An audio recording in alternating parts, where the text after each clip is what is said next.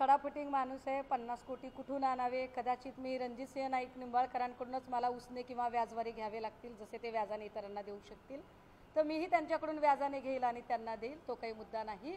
मुद्दा हा आहे की ते असं म्हणाले की सुषमा अंधारे या अत्यंत बेसलेस बोलत आहेत, त्यांच्या बोलण्याला काही आधार नाही। माझं पुन्हा पुन्हा म्हणणं आहे की चौकशीच्या कक्षेमध्ये संपदा मुंडे यांनी जे पत्र लिहिलं होतं आपल्या हेल्थ डिपार्टमेंटच्या सिनियरला doctor Anshuman Dhumal, departmental home डिपार्टमेंटच्या DYSP राहुल धस, जो महाडिक आहे, या महाडिकचे अनेक वादग्रस्त किस्से इथून पुढे निघणार आहेत। ते सिनियर PI महाडिक, खासदारांचे 2 PA, आता त्याच्यात युक्तिवाद असा केला की खासदारांचे 2 PA, खासदारांचे नाव कुठे घेतले, तर माझा परत प्रश्न आहे, मग नागटिळक आणि राजेश शिंदे कुणाचे PA आहेत सांगा बाबा। जर खासदार म्हणजे अमुक एक खासदार नाही तर हे दोघं कोणत्या खासदाराचे PA आहेत ते तुम्ही एकदा सांगा।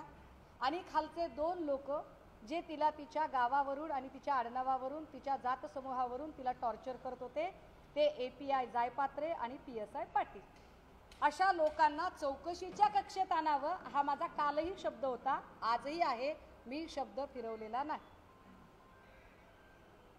आता मी असं म्हटलं की अनेक गुन्हे हे रणजितसिंह निंबाळकर यांच्यामुळे दाखल होतात, त्यांच्या प्रभावाखाली दाखल होतात।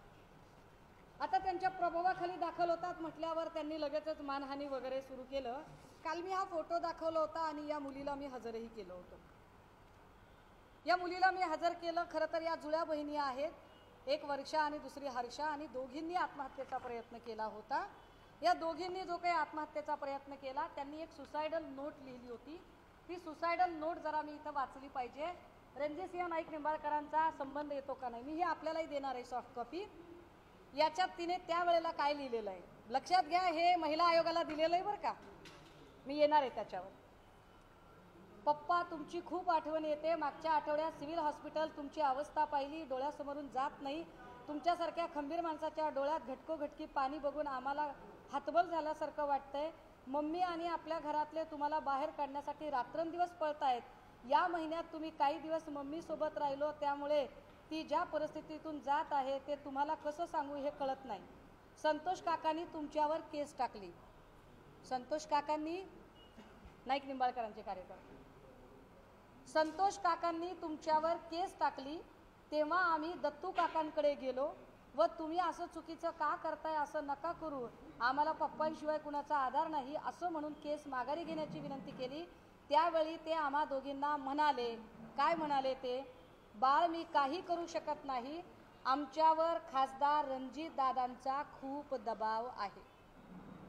सुसाइडल नोटमधला उल्लेख आहे हा। मी का काल नाव घेतले त्याचे आधार आहेत माझ्याकडे, की आमच्यावर खासदार रणजितदादांचा दबाव आहे असं फिर्यादीकर्त्याने सांगितलं। हे मुलगी सुसाइडल नोटमध्ये लिहिते, नोट खूप मोठी आहे ही। याच्यात पुढे दत्तू काका असे बोलल्यावर आम्ही संतोष काकांच्या घरी गेलो, पण तिथे पोचल्यावर बाळू कदम आले आणि आता या बाळू कदमांची ऑडिओ मी ऐकवणार आहे आपल्याला। बाळू कदम आले आणि संतोष काकांना आम्हाला बोलू दिले नाही, लगेच दत्तू काका आणि बाळू कदम संतोष काकांना घेऊन गेले।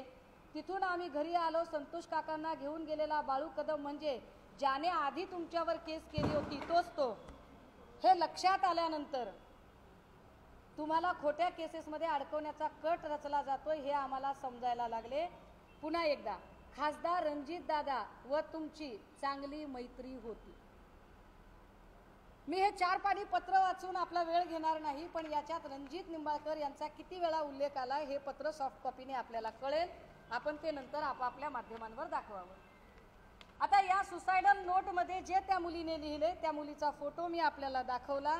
ही मुलगी ICU ला होती, नशीब संपदा मुंडे हाताला लागली नाही, पण ही पोरगी हाताला लागली आणि वाचली।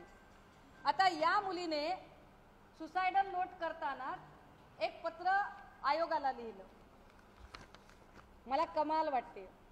खरं तर महिला आयोग नावाच्या गोष्टीवर आता मला बोलायची इच्छा नाही। राजकीय पुनर्वसनासाठी जर काही माणसं त्याच्यावर बसवली जात असतील आणि सत्ताधाऱ्यांची हुजरेगिरी करणं हे जर त्यांचं परम कर्तव्य असेल तर त्यावर आम्हाला काही फार बोलायची इच्छाच नाहीये, तोंडही खराब करावंसं वाटत नाही।